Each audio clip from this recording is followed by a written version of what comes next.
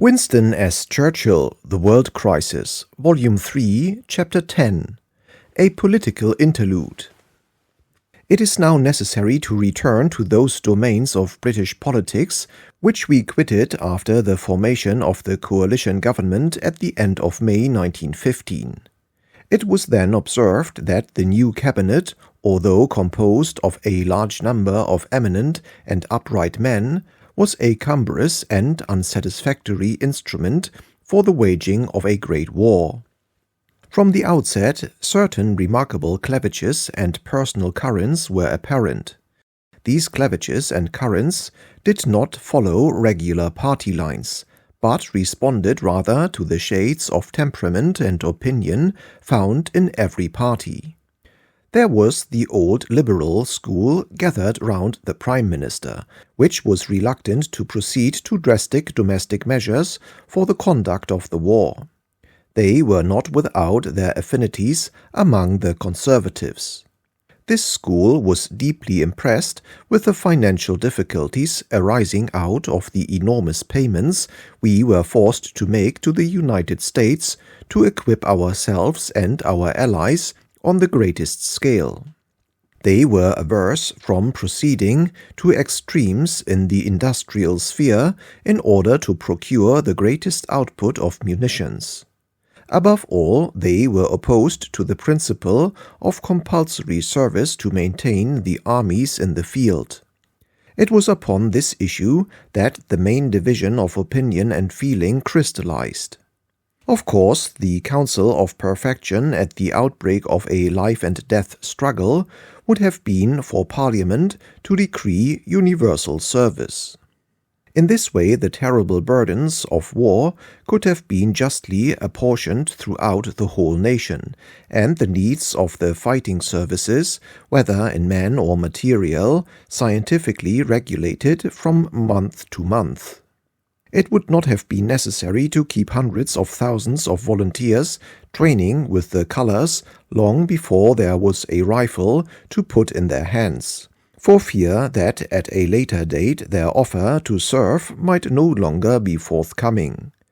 But these logical and symmetrical conceptions were not in harmony with the British habit of mind. The psychological moment of the first awful plunge into war was allowed to pass, and in a few weeks we reached a period in which compulsory military service was obviously unnecessary. Hundreds of thousands of volunteers overwhelmed the recruiting offices to fill the army and such military organizations as could be improvised beyond it. Before the first 3 months of the war were over, it was clear that whatever else Britain might lack, it was not citizens ready to fight in her defense. Indeed, the danger was lest too many should quit the vital industries of the nation for the firing line. This condition continued until the middle of 1915, but in June and July of that year another phase supervened. The failure of Russia made it certain that the war would last for years. The delivery of rifles, equipment and munitions, and the advance in the training of the Kitchener armies made possible a large and rapid increase in the British forces actually in the field. The wastage of men grew larger every day. 35 British divisions were already serving on the various fronts, and as many more were steadily approaching readiness at home. Sending a division to the front was like lighting a new lamp which burned away its oil at a remorseless rate. It was like opening a new tap in a cistern. Soon there would be at least 70 such taps drawing unceasingly upon the accumulated store of voluntary effort. Over 3 million men had already come forward freely. They represented all that was best and strongest in the patriotism of the British nation. By the summer of 1915 the outflow was already greater than the intake.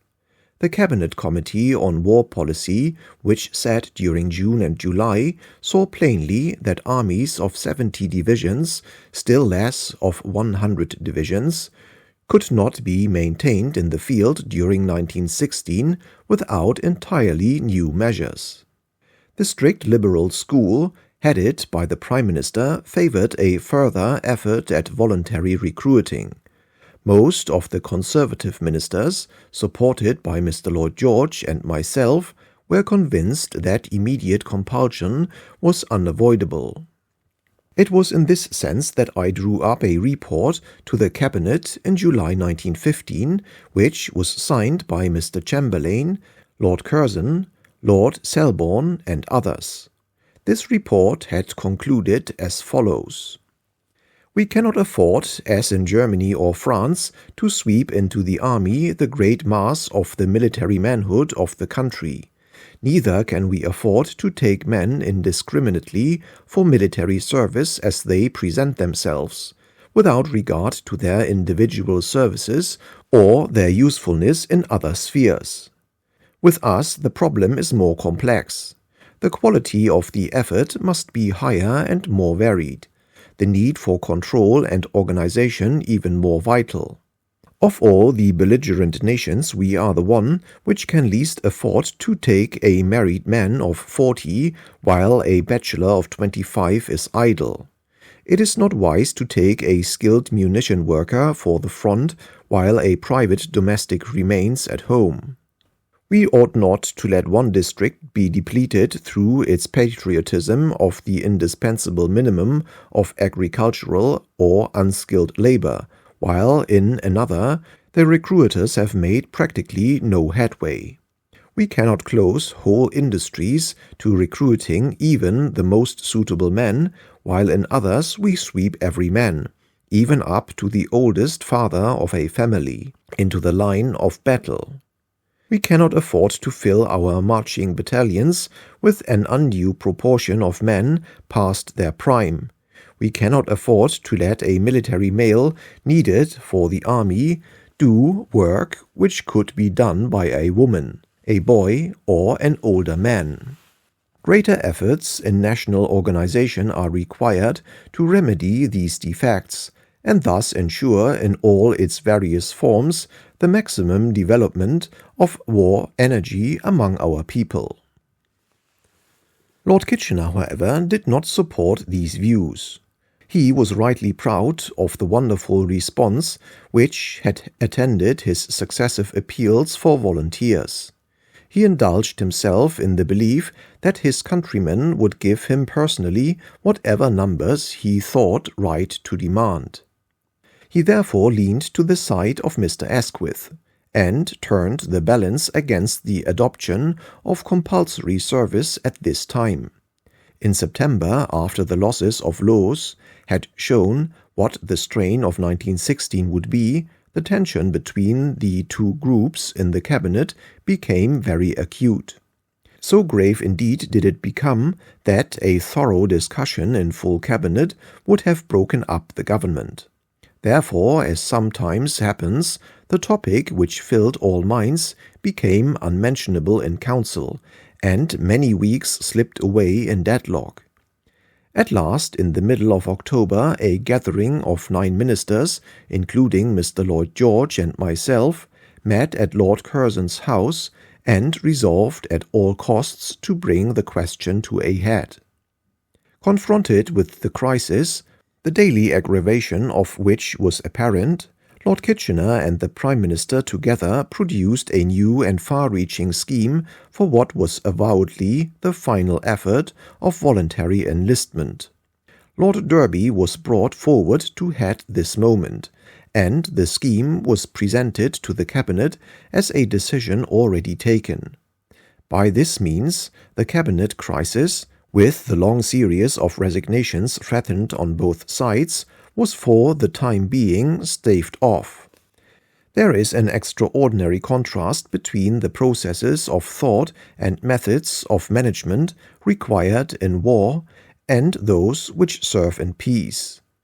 Much is gained in peace by ignoring or putting off disagreeable or awkward questions, and avoiding clear-cut decisions which, if they please some, offend others. It is often better in peace to persist for a time patiently in an obscure and indeterminate course of action rather than break up or dangerously strain a political combination. Under a popular and democratic form of government, where enormous numbers of people have a right to be consulted, and all sorts of personalities, forces, and interests have their legitimate interplay upon the course of public affairs, compromise is very often not merely necessary, but actually beneficial. The object in time of peace is often to keep the nation undisturbed by violent passions, and able to move forward in a steady progress through the free working of its native energies and virtues. Many an apparently insoluble political problem solves itself or sinks to an altogether lower range if time, patience, and phlegm are used. British politicians and parliamentarians, particularly those called upon to lead great parties, are masters in all these arts, and if after 4 or 5 years of power they have succeeded, without provoking crisis in the state or divisions among their supporters, in achieving large national objects and enabling public opinion to carry in its own way and in its own time important social or political reforms, they justly deserve their place in history. In war, everything is different. There is no place for compromise in war. That invaluable process only means that the soldiers are shot because their leaders in council and camp are unable to resolve. In war, the clouds never blow over. They gather unceasingly and fall in thunderbolts. Things do not get better by being let alone. Unless they are adjusted, they explode with shattering detonation. Clear leadership, violent action, rigid decisions, one way or the other, form the only path not only of victory, but of safety and even of mercy. The state cannot afford division or hesitation at the executive center. To humor a distinguished man, to avoid a fierce dispute, nay, even to preserve the governing instrument itself, cannot, except as an alternative to sheer anarchy, be held to justify half measures. The peace of the council may for the moment be won, but the price is paid on the battlefield by brave men marching forward against unspeakable terrors in the belief that conviction and coherence have animated their orders. It was evident that the Derby scheme could only be a palliative. Although the response was considerable, the maintenance of the armies, even on a 70-division basis through 1916 and 1917, which must also be contemplated, was in no way provided for. Early in January, under the imperious force of events, the cabinet crisis renewed itself with violent intensity. And now the grim necessity of facts was reinforced by a movement of a moral character, exciting the passions of enormous masses of people. 3.5 million men had volunteered. They were not enough. Were they, in virtue of their voluntary engagement, to be sent back to the front no matter how often they were wounded? Were elderly, weakly, shattered volunteers to be pressed into the conflict while hundreds of thousands of sturdy youths lived, as far as possible, their ordinary life? Were the citizens of the territorial force or soldiers of the regular army whose engagements had expired to be compelled to continue, while others, who had made no sacrifice, were not even to be compelled to begin? From 3.5 million families, whose beloved breadwinner, whose hero, was giving all freely to the country's cause, families representing the strongest elements on which the life of the nation depended, arose the demand that victory should not be delayed and slaughter prolonged because others refused to do their duty. At last, at the end of January, Lord Kitchener changed sides and Mr. Asquith gave way. In the end, only one minister, Sir John Simon, resigned from the administration. A conscription bill was presented to Parliament and swiftly passed by overwhelming majorities. The new act was, however, as might be expected from the internal struggle which had produced it, an unsatisfying compromise. It neither secured the numbers of men that would be needed, nor did it meet the now fierce demand for equalization of sacrifice. In April, a new crisis upon the extension of compulsion developed in the cabinet.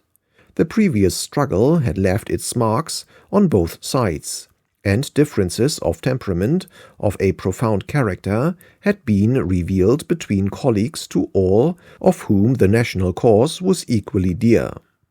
This time it seemed certain that Mr. Lloyd George would resign and the cabinet be broken up, and plans were elaborated to form a strong opposition pledged to the enforcement of extreme war measures. It was suggested that the leaders of such an opposition in the House of Commons should be Mr. Lloyd George and Sir Edward Carson, and I was urged from many quarters to take my place at their side.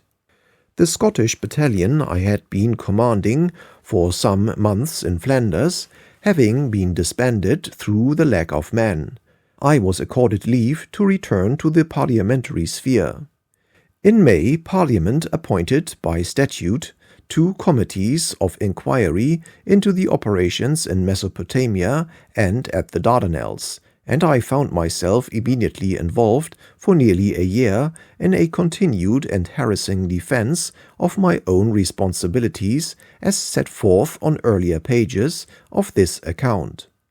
It is from the standpoint of a private member, not without information upon secret matters, that I record the events of the next 12 months. The career of the British newspaper press in the Great War is a definite part of history. No account which excluded its influence would be true. The fortunes of the press were also a romance centering round the extraordinary personality of Lord Northcliffe, and no story could present more vivid contrasts of strength and weakness. Never was press control in any country so effective as in Great Britain during the first 6 months of the war. To a rigorous government, censorship was added an even more effective internal restraint exerted by the public spirit of the Newspaper Proprietors Association. Criticism was mute and facts were selected and presented only in a spirit of confidence and hope. The first idea of the military authorities was that the press had ceased to exist with the declaration of war. Not a single correspondent was permitted with the fleet or in the zone of the armies, and the anxious public was expected to be satisfied with the cryptic and jejune communiques accorded them from time to time by General Headquarters. These conventions were soon shaken by defeat. The zone of the armies became ragged at the edges. Facts and stragglers streamed backwards, preceded and attended by clouds of rumor. Wounded arrived by the thousand from the front. The demand for knowledge of the events which were in progress became insistent. In view of Lord Kitchener's well-known dislike of newspaper correspondence, I had suggested to him in September 1914 the institution of an official eyewitness at General Headquarters. The eyewitness, footnote, Lieutenant Colonel, now Major General Sir Ernest Swinton, end of footnote, plied his skilful pen. But it might have been Mrs. Partington's broom against the flood of truth and rumor which rolled continuously back across the Channel. In the beginning of 1915, a few selected correspondents were, as a great concession, allowed with the army. Meanwhile, the nature of the struggle and the inevitable mistakes, misfortunes, and losses which scarred its path affected the position of every leading and responsible actor, military, naval, or political. The credit of governments and staffs, of Admiralty, War Office and headquarters tottered under the rude violence of the Teutonic attack. Ministers and commanders, and not less those who aspired to fill their places, became conscious of an enormous latent power capable alike of enforcing action, of deflecting policy, of explaining disaster, and of proclaiming success. And behind all lay the nation through whose united strength the war could alone be waged, ready to give all, but demanding knowledge and guidance. Thus, after a brief but total eclipse, the sun of newspaper power began in the spring of 1915 to glow with unprecedented and ever-increasing heat. In the old party days, when the whole British press was regimented on one side or the other, its function was healthy and its power modest.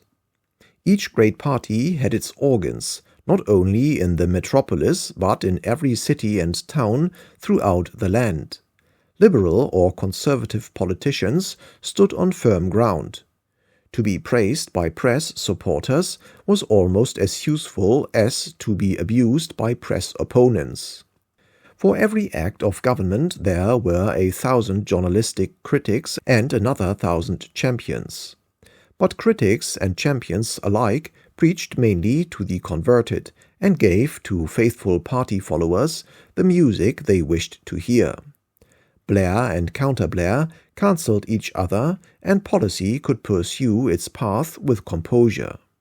The national unity which sprang from the war destroyed this equilibrium. All were on one side and the enemy on the other. The whole force of the press could be thrown against any government, minister or policy smitten by fortune. Errors, failure, shortcomings, inevitable when puny men were confronted with the giant torrent of events, found no defenders. The governing instrument was loaded at once with the extremes of support and opposition, and although almost unswerving loyalty to the national cause and universal desire to escape from mortal peril compelled a general restraint, the position of every leading figure became precarious in the highest degree. Moreover, the truth could not be told. The case could not be argued.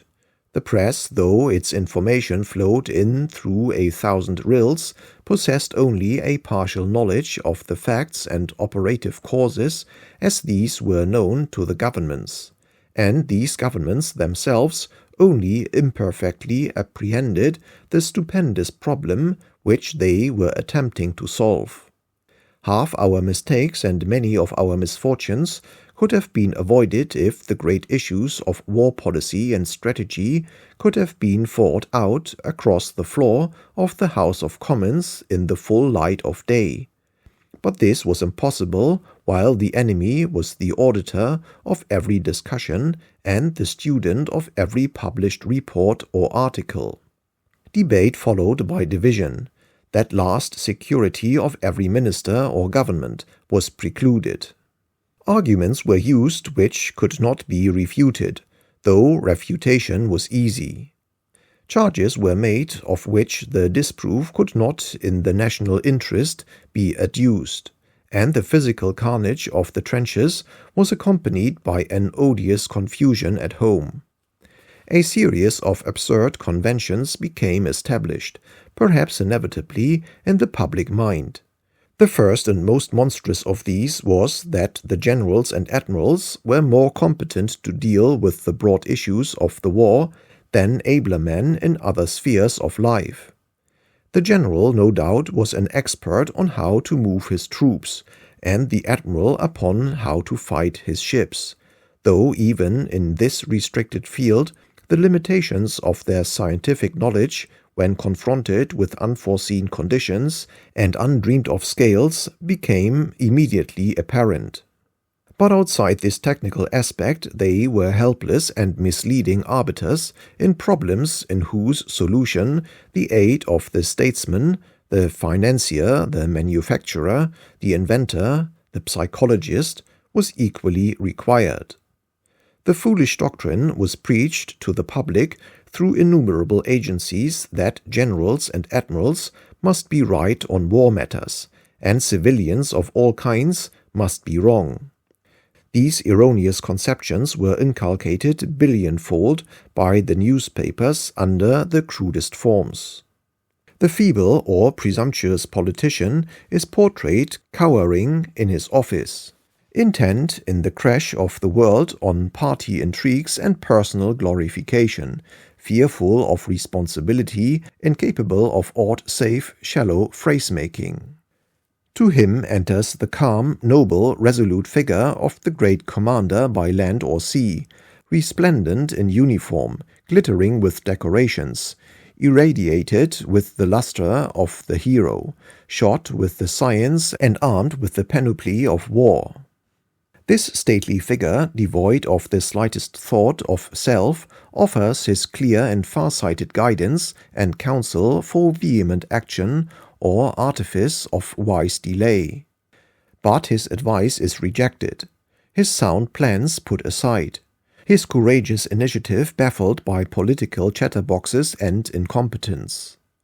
As well, it was suggested, might a great surgeon, about to operate with sure science and the study of a lifetime upon a desperate case, have his arm jogged or his hand impeded, or even his lancet snatched from him by some agitated relation of the patient.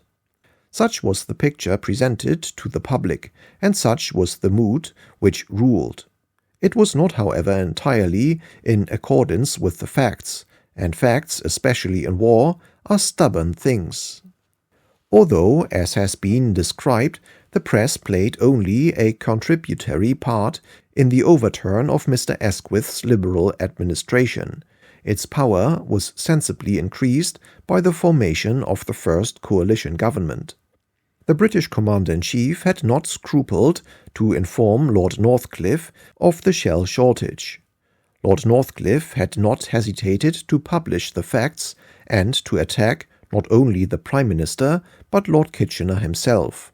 The furious onslaughts of the Northcliffe press had been accompanied by the collapse of the administration. To the minds of the public, the two events presented themselves broadly as cause and effect. Henceforward, Lord Northcliffe felt himself to be possessed of formidable power. Armed with the solemn prestige of the Times in no hand and the ubiquity of the Daily Mail in the other, he aspired to exercise a commanding influence upon events. The inherent instability and obvious infirmity of the first coalition government offered favorable conditions for the advancement of these claims. The recurring crisis on the subject of conscription presented numerous occasions for their assertion. He was in intimate relation with some of the most powerful ministers. General headquarters, both under Sir John French and Sir Douglas Haig, treated him with deference. A spacious chateau, monument of their triumph, accommodated the once-banned war correspondence, and the group of brilliant writers who represented the British press were recognized and accepted as an indispensable part of the military machine. There can be no doubt that Lord Northcliffe was at all times animated by an ardent patriotism and an intense desire to win the war. But he wielded power without official responsibility, enjoyed secret knowledge without the general view, and disturbed the fortunes of national leaders without being willing to bear their burdens. Thus a swaying force, uncertain, capricious, essentially personal, potent alike for good and evil, claiming to make or mar public men, to sustain or displace commanders, to shape policies, and to fashion or overthrow governments, introduced itself in the absence of all parliamentary correctives into the conduct of the war. No public man was more unaffectedly and consistently disdainful of the new development than Mr. Asquith.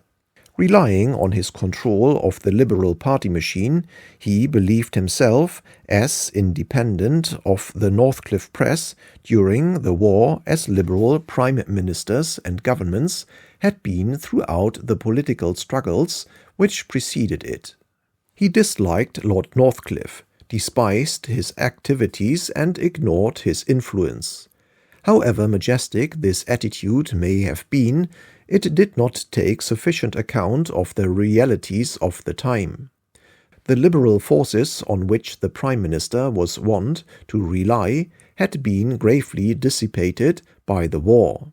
Parliament, the necessary counterpoise of the press, was largely in abeyance. The platform was occupied solely by propaganda and recruiting.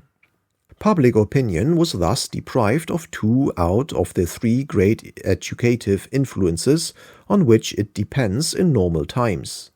A policy of tireless detraction of certain ministers and the ceaseless favoring of others, pursued month after month, amid the convulsive episodes of war and the zealous passions of the agonized nation, was bound eventually to produce results in action.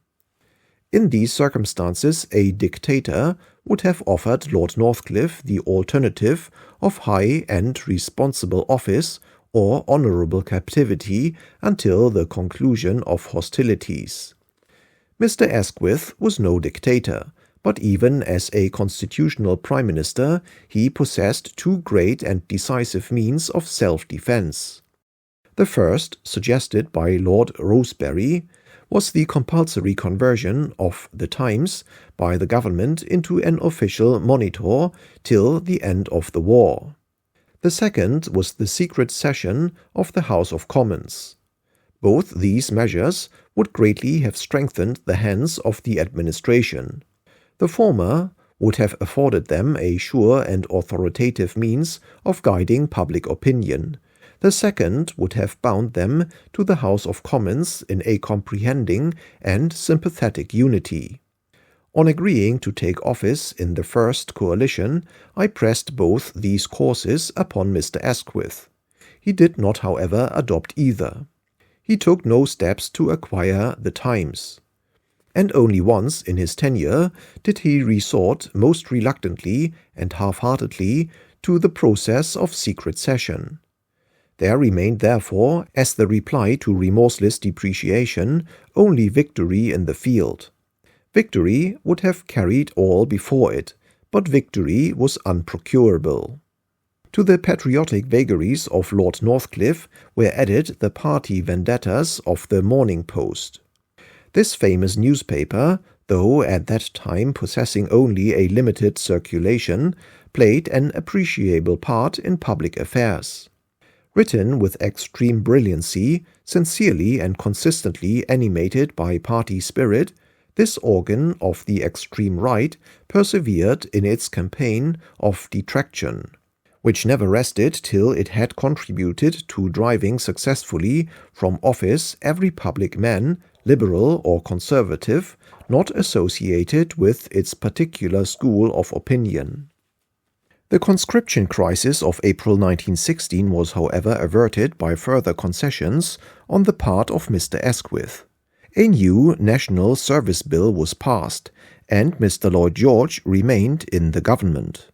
During the summer and autumn, the coalition government had hung uneasily together, racked by many stresses and strains.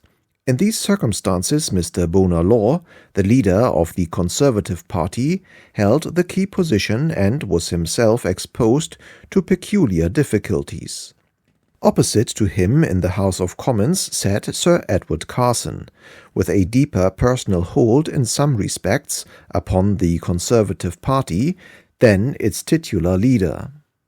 As the pressure of the war grew, the discontent of the Conservatives with its conduct under a Liberal Prime Minister became steadily more serious, and all this dissatisfaction was focused and directed on the government by Sir Edward Carson, who, though himself at that time devoid of any administrative record, seemed to typify the most vehement and uncompromising war policy in every sphere. Mr. Bonar Law, like Mr. Asquith, was essentially a party man. After joining the coalition, he had declared that he would not continue to hold office in the government if at any time a majority of the Conservative members of the House of Commons voted against it. He would not, that is to say, retain his position in virtue of Liberal votes. Thus, the growth of support behind Sir Edward Carson clearly indicated an approaching change. On November 8, Sir Edward Carson raised a debate on the seemingly trivial and irrelevant issue of the sale conditions of some small enemy properties in Nigeria. A resolution was moved declaring that such properties and businesses should be sold only to natural-born British subjects or companies wholly British. The debate, which dealt chiefly with Nigerian palm kernels, was marked by the utmost acerbity. A large number of the most influential members of the Conservative Party, including particularly the protectionists, evinced a marked hostility to the government. Mr. Bonar Law, as Colonial Secretary, was the minister directly concerned, and not even his position as a party leader saved him from marked expressions of displeasure renewed in speech after speech with a curious persistency. Stung by this attack from his own friends and supporters, Mr. Bonar Law declared bluntly that the matter was one of direct confidence in the government, and that Sir Edward Carson no doubt realized the seriousness of the course he was taking. Notwithstanding this, the dispute was pressed to a division in which only 73 Conservative members voted for the government out of a total of 286, while 65 flatly rejected the appeal of Mr. Bonar Law. This debate and division revealed a depth of hostility to Mr. Asquith's administration in the Conservative ranks which could not be restrained by the presence of the Conservative leaders in the cabinet. It was in consequence a danger signal of the plainest kind, but a complication had arisen. The consistent support which Mr. Bonar Law gave to the Prime Minister had brought him into differences on various occasions with Mr. Lloyd George, the most prominent member of the drastic war policy group. These differences were exacerbated by the debate and division on Nigerian palm kernels. It happened that on that night Mr. Lloyd George and Sir Edward Carson were dining together, and by an accident Mr. Lloyd George was not in the house to support the Colonial Secretary when the division was taken. Thus the two principal personages, whose common action was necessary to any decisive change in the administration, were for the time out of touch with each other.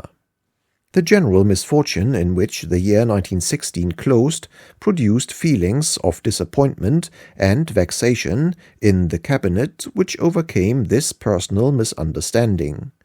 The failure to break the German line in the Somme battle, in spite of the enormous losses incurred, the marvelous recovery of the Germanic powers in the east, the ruin of Romania, brought as it seemed so incontinentally into the war, and the first beginnings of a renewed submarine warfare, strengthened and stimulated all those forces which insisted upon the need of still greater vigor in the conduct of affairs.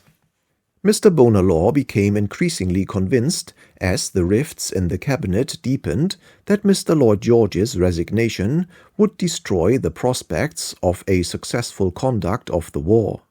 Forced to choose between Mr. Lloyd George and Mr. Asquith, he had no doubts where his duty lay.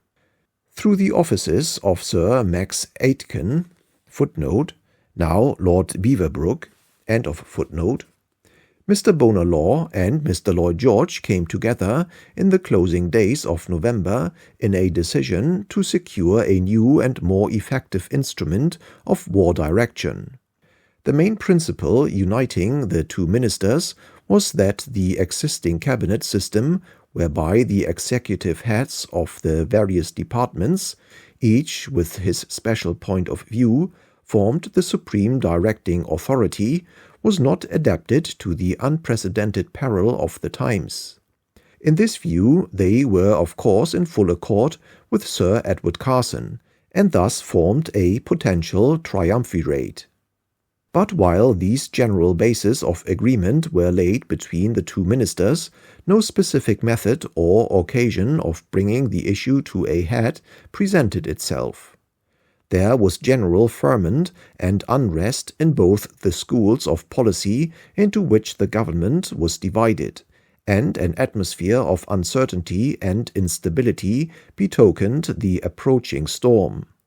Early in December, Mr. Lloyd George, then Secretary of State for War, formally raised the question of the withdrawal of the Prime Minister from the presidency of the War Committee. He suggested that the political control of the government and the task of directing the war could not be combined in the hands of a single man, however able or commanding. He proposed that the War Committee should be strengthened by the constant attendance of the chiefs of the fighting services, that its presidency should be confined to another minister whose name was not mentioned, but who could in the circumstances clearly be no other than himself, and that the Prime Minister should exercise a general supervision over affairs and retain the supreme political control. This arrangement was at first not unfavorably entertained by Mr. Asquith. Indeed, if it is studied with attention, it will appear to have contained many features of great advantage to him. Viewing the issue from a detached standpoint, I reached the conclusion, as did Sir Edward Carson, that the position of the Secretary of State for War under it would become one both of difficulty and weakness. On him would fall all the brunt of battling with the naval and military chiefs, afloat, in the field and at home, now restraining the generals from their costly offensives, now stimulating the admirals to make a greater and more aggressive contribution to the waging of the war. Acute differences were certain to develop in both directions between the political and the professional views. The appeal in all cases would have been to the Prime Minister, who, free from the friction of the discussions of the War Committee, yet fully informed on every point, would have been able to decide with final authority. On the other hand, Mr. Lloyd George, publicly appointed to preside over the committee actually directing the conduct of the war, would have been held responsible for every misfortune that occurred, and they were bound to be many.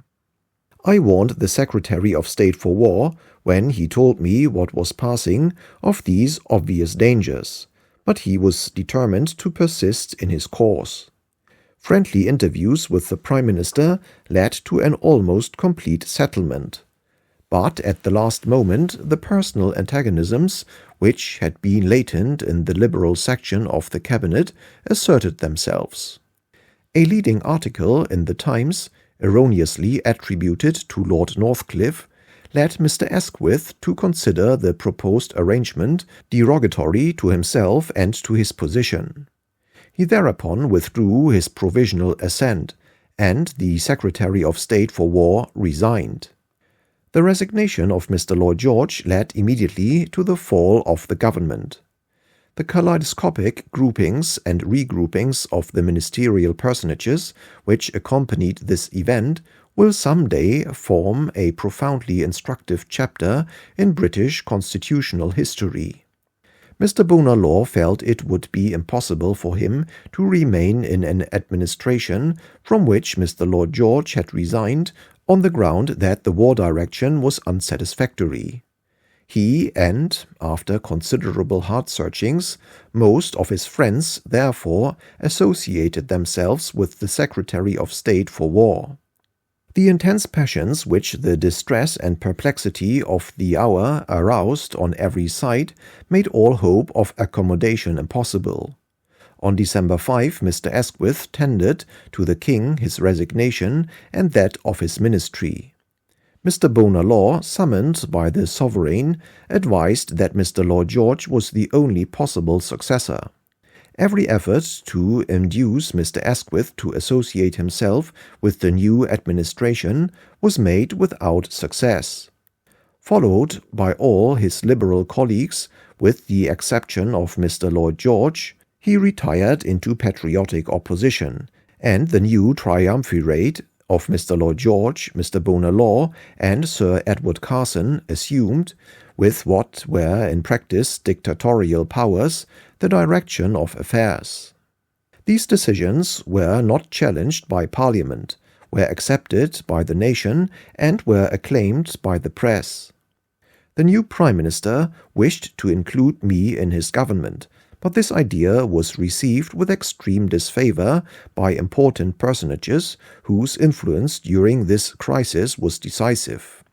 Lord Northcliffe was animated at this time by a violent hostility to me. He made haste to announce in the Times and the Daily Mail that it had been firmly resolved to exclude from office those who had been responsible for the failures of the war, and that the public would learn with relief and satisfaction that Mr. Churchill would not be offered any post in the new administration. He also endeavoured, though happily without success, to veto the appointment of Mr. Balfour as Foreign Secretary. 4 prominent Conservatives, judged indispensable to the new combination, signed or made a statement stipulating as a condition of taking office that neither I nor Lord Northcliffe should be ministers. To this extent, therefore, though perhaps in a manner scarcely complimentary to himself, Lord Northcliffe received a powerful reinforcement in his view. It could certainly be adduced with validity that my conduct while First Sea Lord was sub judice, until the Dardanelles Commission had presented its report. Mr. Lloyd George was in no position in these circumstances to resist this oddly combined but formidable cabal. He therefore sent me a message a few days later through a common friend, Lord Riddle, that he was determined to achieve his purpose, but that the adverse forces were too strong for the moment. I replied through the same channel with a verbal declaration of political independence. I was of course bitterly disappointed at finding no sphere of action in a ministry with whose aims and temper I was in the most complete accord. In time of peace, political office is often a doubtful blessing, and a man is not seldom happier out than in. But in this world war a great official place, especially one connected with the fighting services, was perhaps equal in scope to the command of an army or even a group of armies.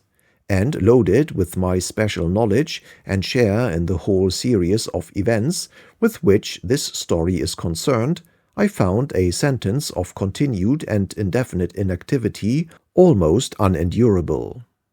I realized, however, that the parliamentary situation had been materially changed by the expulsion of Mr. Asquith and the official Liberal Party from the government. The opposition benches were now crowded with members, patriotic and earnest for victory, but nevertheless filled with resentment at the summary manner in which their leader and their party had been treated. As a Privy Councillor, I still had my seat on the front opposition bench, with all the opportunities of intervention in debate which it confers on anyone, and which it confers in special measure on one who has no relation except those of personal courtesy with its other occupants. My opportunity came in May. Feelings of anxiety and distrust boiled up against the new government. It must be remembered that apart from Mr. Lloyd George's personal following, which might have amounted to 100 but was an uncertain quantity, the House of Commons still contained a Liberal, Labour, and Irish nationalist majority of nearly 150. The bulk were definitely hostile to him, for the most part not without reason. A series of appreciable tremors heralded a phase of acute political tension. I therefore advised Mr. Lloyd George, as on a former occasion I had vainly advised Mr. Asquith, to hold a secret session and take the House fully into the confidence of the government. It was impossible in public debates, of which the enemy a few days later were readers, either for well-grounded criticisms to be expressed or for the executive to lay even the outlines of their case before the House. I was sure that the government would emerge from a secret debate in an improved relation to the House as a whole. The absurd rumors and charges with which the lobbies, the clubs, and the dinner tables buzzed would be dissipated. Whatever the difficulties, whatever the mistakes, a government which is sincerely trying its best and is swayed by no party bias has everything to gain from the fullest statement of its case which the public interest renders possible. I expressed these views to the Prime Minister through his whip, Captain Guest, and learned a few days later that he had decided to accept them. A secret session was announced for May 10. Mr. Asquith and the official opposition had not asked for such a procedure. They maintained a neutral and a passive attitude in regard to it. It fell therefore to me to open the debate. The day came. The members' and strangers' galleries were cleared, but every other part of the House was densely crowded with anxious members. I was listened to for an hour and a quarter with strained attention, at first silently, but gradually with a growing measure of acceptance and at length approval. At the end there was quite a demonstration. A summary of the argument will here serve the purpose of the general narrative. Footnote: no record exists of this debate, but from my notes I can reconstruct the outline of the argument. End of footnote. A new campaign is about to open. Since the beginning of the year, 2 events have occurred, each of which has changed the whole situation and both of which must be taken into account in the policy of the Allies. The United States has entered the war and Russia has collapsed. On the one hand, an ally empire whose standing army comprised over 7 million soldiers has been crushed by the German hammer. On the other, a nation comprising 120 millions of the most active, educated and wealthy citizens, commanding intact and almost limitless resources of every kind, has engaged itself in our cause. But this nation is not ready. It has no large armies and no munitions. Its manhood is untrained to war. Its arsenals and factories, except in so far as they are engaged in producing munitions for the Allies, are unorganized. If time is given, nothing can stand against Great Britain and the United States together. If every ally fails except these 2, they could, alone together, carry the war against the Teutonic empires to a victorious conclusion. But a long time will be needed.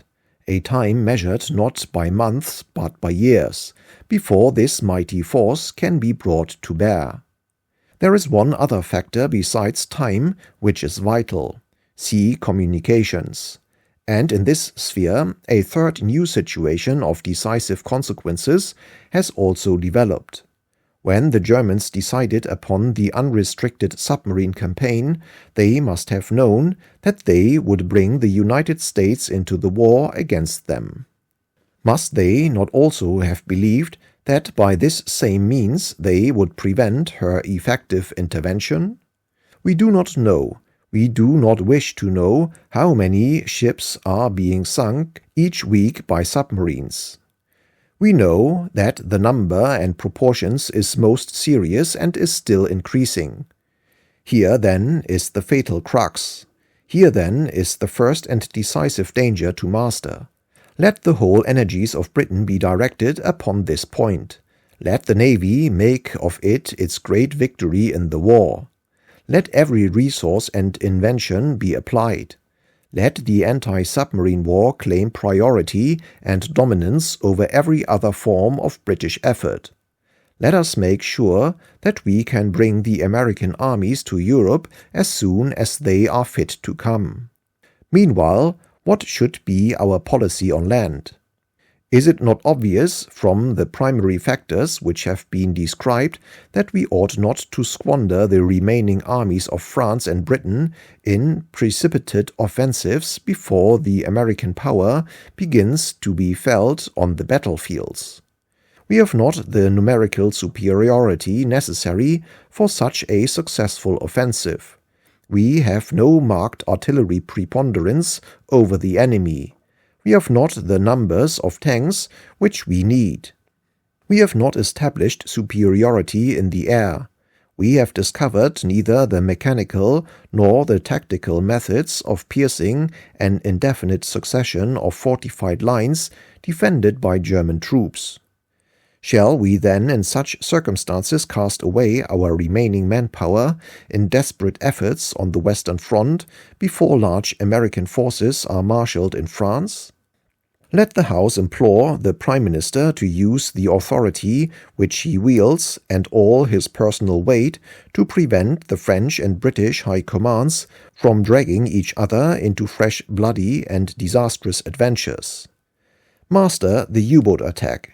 Bring over the American millions, and meanwhile maintain an active defense on the Western Front, so as to economize French and British lives, and so as to train, increase, and perfect our armies and our methods for a decisive effort in a later year. The Prime Minister replied after a short interval. He accepted in principle my general statement of the main factors. He expressed a great measure of agreement with the argument I had used. But he declined to commit himself against a renewed offensive. Indeed, he gave the impression that such a decision was beyond his power. Alas, as we shall see, he was already deeply and personally committed. He then proceeded to lead a captivated assembly over the whole scene of the war, gaining the sympathy and conviction of his hearers at every stage. When he sat down, the position of the government was stronger than it had been at any previous moment during his administration. Shortly after his speech, we met fortuitously behind the speaker's chair. In his satisfaction at the course the debate had taken, he assured me of his determination to have me at his side. From that day, although holding no office, I became to a large extent his colleague. He repeatedly discussed with me every aspect of the war and many of his secret hopes and fears. On the submarine war, he was always undaunted. Week by week, as April advanced, the horrible curve of sinkings crept upwards. To me, then a spectator only, without the anodyne of constant grinding toil, it was torture. If this thin red line plotted on the blue squared paper, mounted during May and June at the rate of April, very definite limits would be fixed to our power to continue the war. If it rose at the same or an increasing rate in July, August, and September, a peace by negotiation, while enough time and power remained, loomed upon the mind. The position of the British Islands and Empire was such that effectual and final interruption of sea communications by any agency meant not defeat, but destruction. Impotence, starvation, subjugation stalked across the mental screen. At the worst, of course, we had many months of fighting time and strength before us. Had we enough time and enough strength to bring the American armies into France? The more one knew about the struggle, the more tormenting was the experience. As the reader has perceived, these pages reveal, no doubt, my unceasing condemnation of the offensives in France in 1917, and I cannot acquit the Prime Minister of his responsibility for not having stopped them. But tragic and costly as were those episodes, they lay in a field of smaller proportions than the struggle with the U-boats. If there was no hope of victory in 1917 for the Allies on land, neither was there any reason to suppose they could themselves be overcome. The great combatants were too equally matched to be able to inflict mortal injury upon each other. Follies, slaughter, heartbreaks, these were the stakes. Ruin was not on the board in France. Her haunt was in the seas. And it was in facing with unquailing eye these awful contingencies during the opening months of his prime responsibility that Mr. Lloyd George's greatest service to his countrymen will, I believe, be found by history to reside. Not only undaunted in the face of peril, but roused by each deepening manifestation to fresh energy, he drove the engine of state forward at increasing speed. The War Cabinet shared his burdens. If sometimes this loyal and capable group of men hampered him when he was right, they also furnished him with that environment of sound opinion and solid argument, without which his own remarkable qualities of initiative could never have attained full power. They invested him also with a collective authority which rose high and dominating above the fierce pressures of the time. The new Prime Minister possessed two characteristics which were in harmony with this period of convulsion. First, a power of living in the present without taking short views. Every day for him was filled with the hope and the impulse of a fresh beginning. He surveyed the problems of each morning with an eye unobstructed by preconceived opinions, past utterances, or previous disappointments and defeats.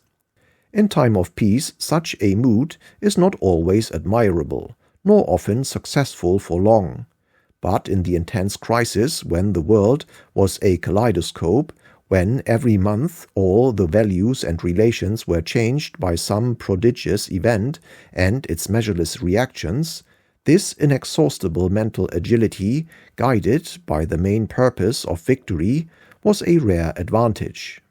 His intuition fitted the crisis better than the logical reasoning of more rigid minds. The quality of living in the present and starting afresh each day led directly to a second and invaluable aptitude. Mr. Lloyd George in this period seemed to have a peculiar power of drawing from misfortune itself the means of future success. From the U-boat depredations he obtained the convoy system. Out of the disaster of Caporetto he extracted the Supreme War Council. From the catastrophe of the 21st of March, he drew the unified command and the immense American reinforcement. His ascendancy in the high circles of British government and in the councils of the Allies grew in the teeth of calamities. He did not sit waiting upon events to give a wiseacre judgment. He grappled with the giant events and strove to compel them, undismayed by mistakes and their consequences. Tradition and convention troubled him little. He never sought to erect some military or naval figure into a fetish behind whose reputation he could take refuge. The military and naval hierarchies were roughly handled and forced to adjust themselves to the imperious need. Men of vigor and capacity from outside the parliamentary sphere became the ministerial heads of great departments. He neglected nothing that he perceived. All parts of the task of government claimed his attention and interest. He lived solely for his work and was never oppressed by it. He gave every decision when it was required. He scarcely ever seemed to bend under the burden. To his native adroitness in managing men and committees, he now added his high sense of proportion in war policy and a power of delving to the root of unfamiliar things. Under his administration, both the island and the empire were effectually organized for war. He formed the Imperial War Cabinet, which centered in a single executive the world-spread resources of the British monarchy. The convoy system, which broke the U-boat attack at sea, the forward impulsion in Palestine, which overwhelmed the Turks, and the unified command, which inaugurated the victories in France, belonged in their main stress and resolve as acts of policy to no one so much as to the First Minister of the Crown.